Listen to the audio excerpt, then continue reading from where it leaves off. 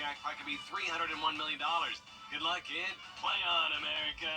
I have issued a Vice-Versa cooler day for Sunday due to the increasing chance of some tornadoes in the CSRA and also the threat of damaging wind gusts. It's all part of this powerful cold front that will start sweeping through the southeast tomorrow. I'll have all the details coming up. Right now on News Channel 6 at 11, a proposal to raise the amount of homestead exemption in Columbia County. Why commissioners say could lower property taxes. Also ahead, South Carolina lawmakers say they will not fulfill the governor's request for school resource officers, what they're proposing instead. And the Foodies Food and Culture Festival is back in Augusta. We'll have a look at the festivities as your News at 11 starts now. Live from Television Park, this is WJBF News Channel 6 at 11. Good evening, everyone. I'm Jenny Montgomery. Thanks so much for joining us tonight. Coverage you can count on begins with Columbia County leaders looking at a resolution to provide property tax relief. It's coming after leaders decided to opt out of the statewide homestead exemption. Graham-Lee explains. County governments and school districts across Georgia recently had to decide on the statewide homestead exemption. County Manager Scott Johnson says they felt it was best to opt out. And the primary reason for that is because there's no such thing as a one-size-fits-all. For anybody to think that Fulton County operates the same as maybe a Greene County, obviously there's a big difference, or one of the smaller counties in South Georgia. I mean, there's a big difference there. Because they opted out, District 1 Commissioner Connie Melier was put in charge to find the best solution. At a meeting Tuesday, a resolution was presented that would raise the local homestead exemption from $2,000 to $10,000. If the average home price in Columbia County is $300,000, you pay taxes on 40% of that. And the 40% in that particular case would bring you down to $240,000 that you pay taxes on. You would then get your $2,000 state exemption. So now instead of $240, you're going to be paying $238. And if we give this exemption that we're talking about now, instead of $238, you're going to pay taxes on $230. Some local homeowners say they're on board with the county's efforts. I think that's a good thing. As the last I've heard, the state is still running a surplus on their budget, and as long as all the necessary services are covered, no one's against getting money back in their pocket. We want to try to put as much money back into the pockets of the people of Columbia County so they can afford more house. If you're paying less tax, maybe you can afford more house, so maybe you can afford your starter house, the first opportunity, to move into a house here. So really everything we do all ties into trying to be a good community all the way around. The Board of Commissioners will discuss this resolution at their next meeting on Tuesday, March 18th. A new bipartisan federal bill to make home ownership more affordable is gaining support. The goal of the Homes for Every Local Protector, Educator, and Responder, or HELPER Act, is to provide a new home loan program for teachers and police officers, firefighters, and medical first responders. It would eliminate their upfront home purchase costs and monthly mortgage insurance premiums. Georgia Senators John Ossoff and Raphael Warnock are among the sponsors of this bill. Time now for a first check of the weather. Here's our chief meteorologist, Jenna Petracci. Well, it's the calm before the storm right now, and even tomorrow, a nice warm day. Definitely going to start to see those winds increase, but we won't see any rain here in the CSRA until Sunday morning. But right now, it's completely dry as we take a look at our Terry Lambert Hyundai Skyview cam over in Burke County. No rain today on our almanac, just very warm temperatures all the way up to 81 degrees, putting us 10 degrees above average. Record high is 85, set back in 1918. The record for tomorrow is 86, and we'll be coming pretty close with a high of 84 in the forecast. Our low this morning was 45, right around average, and you can see temperatures are around 5 to 10 degrees warmer than yesterday, so definitely seeing that warming trend as we get ready for that severe weather threat over the weekend. Temperatures are sitting in the 60s still, feeling like a summertime night, so not too chilly if you're stepping out the door late tonight. 63 now in Gibson, 64 in Crawfordville, Edgefield and Waynesboro, you're at 65. 64 is well in Aiken.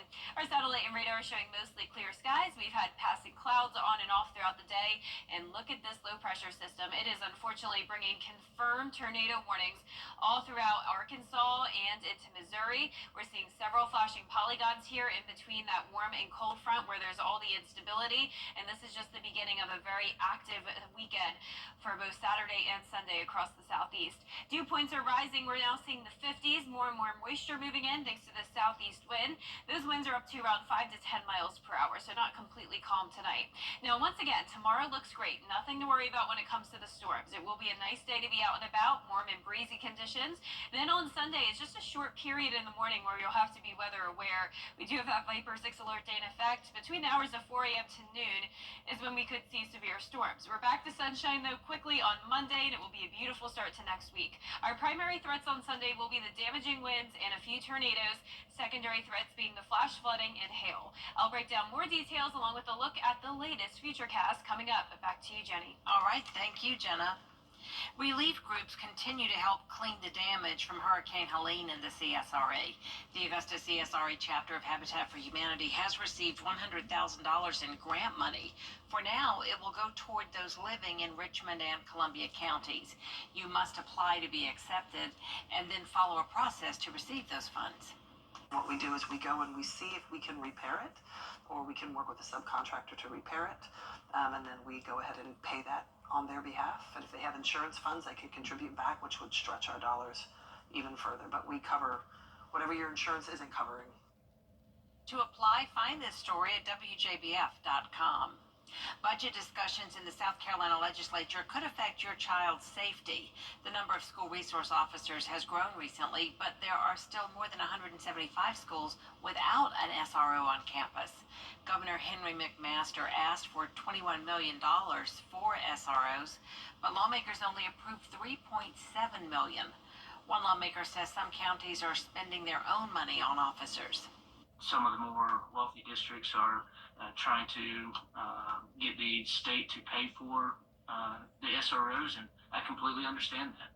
And I'm not opposed to that. It's just we're trying to get our arms around what exactly is the situation.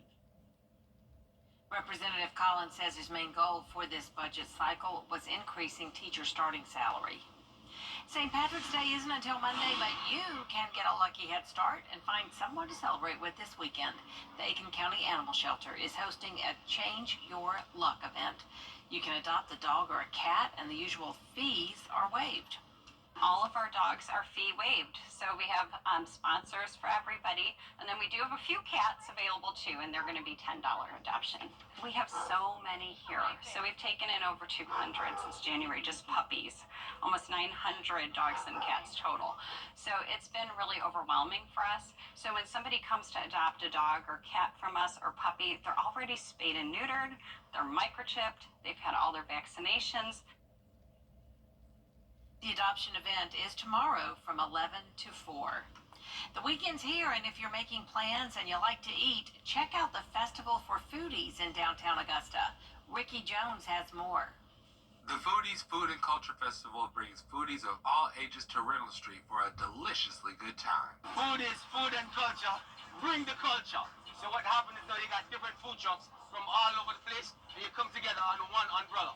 With more than 70 food trucks and artisan vendors, the festival offers something for everyone to enjoy. First, I ate fried Oreos with crab legs and cheeseburgers and macaroni. I got me a turkey leg from 8 Ways Wings and Things. Oh my God, y'all, it's so good. I've been plotting on this turkey wing for like 2 days. I'm weighing everything up and down here, man. I'm on swole right now. I think I done gained 50. Horace Williams owns Jam Rock Jerk Spot, combining high-energy music with great service to attract new customers. Here we go. We got the jerk chicken mild and spicy. Then we got the brown stew. We got the curry chicken, right? We got the rice and peas. I got beef patty. So you know you're a real Jamaican place if I have cocoa bread with the beef patty. Then so it's always a blessing to travel with them. You know, so you get to experience, meet different people, get different vibes. You know, so it's a beautiful experience all weekend. Man, come on down, man. That's the best thing to do. You go talk about it and go get you down here. You just gotta come down and see it for yourself, really. The Foodies Festival will continue on Saturday and Sunday from 11 a.m. to 7 p.m. In Augusta, Ricky Jones Jr., WJBF News Channel 6. A lot of characters out there. Coming up, the Greater Augusta Arts Council held their annual wet paint party tonight. We'll have a look after the break. And tomorrow there will be a powerful cold front impacting Alabama and Mississippi with a high risk of severe weather. Then this impacts our area on Sunday morning. I'll have the latest look at the futurecast when we return. All right, so let's get limited. The Live 5 or 6 Skyview Network, sponsored by Terry Lambert Hyundai.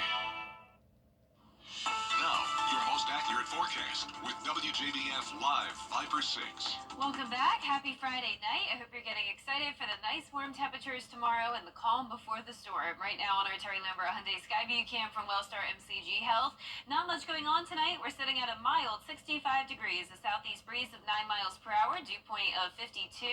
Around the CSRA, a lot of 60s, so well above normal for this time of the night. 60 up in Washington, 63 in Swainsboro, Allendale at 61, 64 in Aiken and Saluda. Mostly clear skies for us this evening. We've had clouds on and off throughout the day, but absolutely no rain. It's been a nice, dry last several days.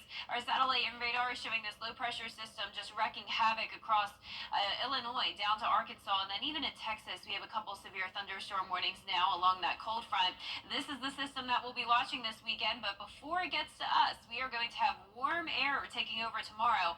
And I know it's already been warm, but tomorrow will be the warmest day out of the week with several spots getting into the mid-80s. Your pickleball planner looks good. I highly recommend some outdoor plans tomorrow. Enjoy it while it lasts, but remember to stay hydrated. It will be the warmest day out of the week so far, up to 83 at the 4 o'clock hour. Now, there is a rare day 2 high risk of severe weather in effect for Birmingham down in Meridian, Mississippi. This area in pink. If you know any family members or friends that live out there, be sure to give them a call by tomorrow morning and make sure they have a place to seek shelter, as there will likely be some strong and long-lived tornadoes tracking across this part of the southeast. And even in the red color here, that's where there's still a moderate risk of severe weather, still something to take very seriously. And then even in our neck of the woods, we do have that enhanced risk of severe weather for our western counties. Now, keep in mind, this outlook goes until 8 a.m. on Sunday morning. After that, it transitions to a slight risk for the rest of the morning through noon. So the main takeaway here is that the majority of the CSRA is under that slight risk. Our main threats here are damaging winds and a few tornadoes. Also can't rule out some flash flooding in a few locations and some quarter-size hail. But our main concerns are definitely the damaging winds and the tornado threat.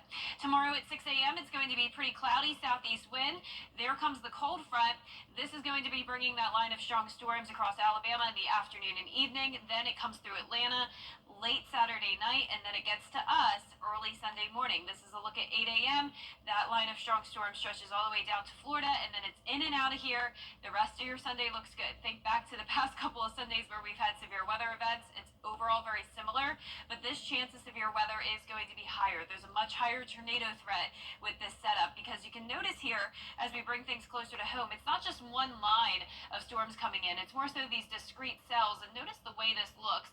That's indicating some spin, so we do have that potential of rotation, and there could be a few tornado-warned storms here. Now, by 10 a.m., it's already done with in our northwestern counties. This moves to the south of Augusta by then. And then by 1 o'clock in the afternoon, some lingering showers still possible, but at that point, no threat of severe weather there. So this is pretty much just only lasting until noon. Highest threats, once again, wind damage and tornadoes. Hail and flooding are our secondary threats. And keep in mind, it will be windy even outside of those storms. Wet gusts will be up to around 30 miles per hour on Saturday night, and then those wind gusts will be up to around 45 miles per hour on Sunday morning, and of course they could be higher if we do have that severe weather. We'll continue to keep you updated as we go into the weekend, and then by Monday we're back to beautiful sunshine, a cool down into the upper 60s, and then we'll see some low 70s and even upper 70s by next Wednesday. Now back to you, Jenny. All right, thank you, Jenna. The annual wet paint party hosted by the Greater Augusta Arts Council gives members of the arts community a chance to sell original pieces and customers the chance to buy local art. This year's theme was the Roaring Twenties. The head of the Arts Council tells us why local art matters. We have galleries in the city, but not enough. And there are so many artists that may be considered emerging that wouldn't have another opportunity to share their art. And I mean, art is everywhere, right? So we need to see it. We're thriving, we're growing, we're doing some big things, and there's so much more to come. To learn more about the Greater Augusta Arts Council, visit our website, WJBF.com. Still ahead, a government shutdown has been averted. We'll tell you how after the break. First, though, the winning numbers in tonight's South Carolina Lottery. Pick 3, 519. And the Pick 4 winning numbers tonight, 82, 81. Fireball 7. We'll be right back. Coming up, the Clemson Tigers are moving on to the ACC tournament semifinals against Louisville. Stay tuned to hear what Coach Brad Burnell has to say about the matchup in sports. Fast and reliable news for all Americans. I'm Gianna Cephalou. And I'm Gabriel Snowball. Coming up at 6 Sports Saturday, 2 Peach Belt Conference teams dancing in the NCAA tournament. And we'll set the table for Selection Sunday. See you right here at 9:30 Saturday. Get the latest video in one click at WJBF.com. The WJBF Live Viper 6 Skyview Network is sponsored by Terry Lambert Hyundai. Low prices, big selection, and committed to quality customer service. Now, WJBF sports coverage you can count on. The Clemson Tigers are semifinals bound in the ACC men's basketball tournament after narrowly beating SMU 57-54 for their 9th consecutive victory. They tipped off against Louisville at 9:30 p.m., and they're looking to adjust their game on both ends of the floor. We've got to guard as a team, develop a plan to try to, make it hard for them. And then offensively, we got to relax and just play better. We got to relax, enjoy this moment a little bit more, and not play so stressed. Head coach Brad Brownow's team was certainly tested in the quarterfinals round of the tournament, with SMU leading most of the second half. Chase Hunter led the team with 21 points. Now, defensively, the Tigers held SMU to 54 points, its fewest allowed in the ACC tournament since 1980. And now, Clemson's still in the hunt for that first ever ACC title, facing off against a Louisville team for the 16th time in program history. Louisville was up 33-28 at halftime. The 24th ranked Pacers are the number 2 seed heading into the first round of the NCAA Division II men's basketball tournament.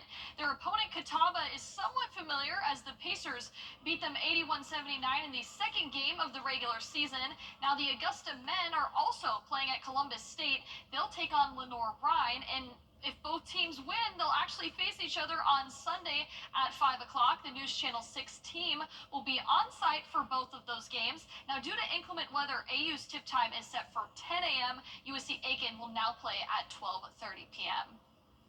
On the gridiron, half a dozen Clemson football players participated in the Tigers Pro Day. Tight end Jake Brigingstool recorded over 500 yards on offense this season. That's second on the team with 7 touchdowns. Now, linebacker Barrett Carter recorded 82 total tackles in 14 games last season. Both players are ready to showcase what they can do in their NFL professional careers. Any team that drafts me, they're getting a guy who's going to add value from day one, like a natural day one leader, someone who's not afraid to call anybody out, someone who's a winner. I've been a winner my whole life, and I don't plan on stopping that anytime soon. That's just what teams will get if they draft me.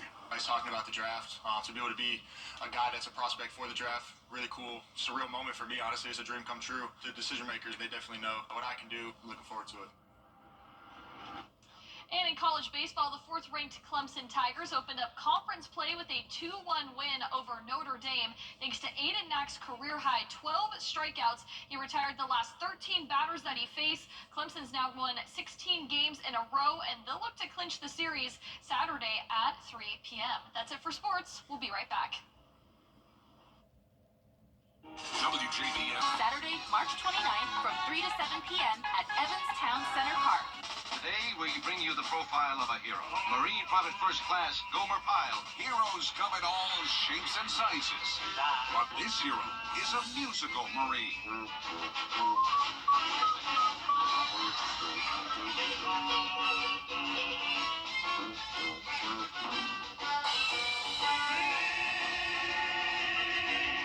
Gomer Pyle. Weeknights on MeTV, WJBF 6.2. We have a Viper 6 alert day for Sunday due to the potential of severe weather. That will only last for the morning, though. We're back to clear skies Sunday night, and Monday, Tuesday, and Wednesday of next week looks great. Finally tonight, an aquarium in Boston has created a special retirement home just for penguins. African penguins typically live 10 to 15 years in the wild, but more than half of those living at the New England Aquarium have surpassed that. So this year they started working on a new facility just for the older penguins. The aquarium says they like to think of it as an assisted living home where the birds can get special care. Oh, look at them go. Oh, listen, when y'all kick me into retirement, I'll go up there and be a caretaker for the penguins. That would suit me just fine. Oh, they're adorable. That would be a fun job. That's our report for now, everybody. Thank you for watching and have a great weekend. Good night.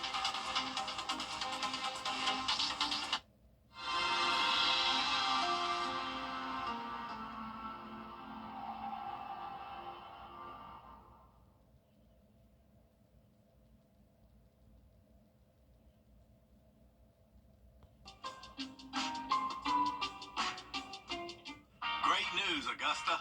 Weinberger's Furniture and Weinberger's Interiors Market have come together, and that means a huge merging sale just for you. One incredible store, one massive selection. Love classic, modern, eclectic, whatever your style, find it now at prices too good to last. But hurry, once it's gone, it's gone. The Weinberger's merging sale happening now. Visit Weinberger's Furniture and see the new selection all at the main location on Riverwatch Parkway. There's big news in the Carolinas. Queen City Audio Video Appliance is now Queen City Home Store. For over 70 years, we've been your trusted retailer for appliances, electronics, and more. Now we're taking it to the next level with a new name, a fresh look, and more ways to serve you. Offering the same outstanding service you've always counted on while bringing you everything you need for your home. Queen City Home Store. Same great service, more possibilities. Visit us at queencityonline.com. Get in, let's drive, baby, to Milton Rubin Superstore.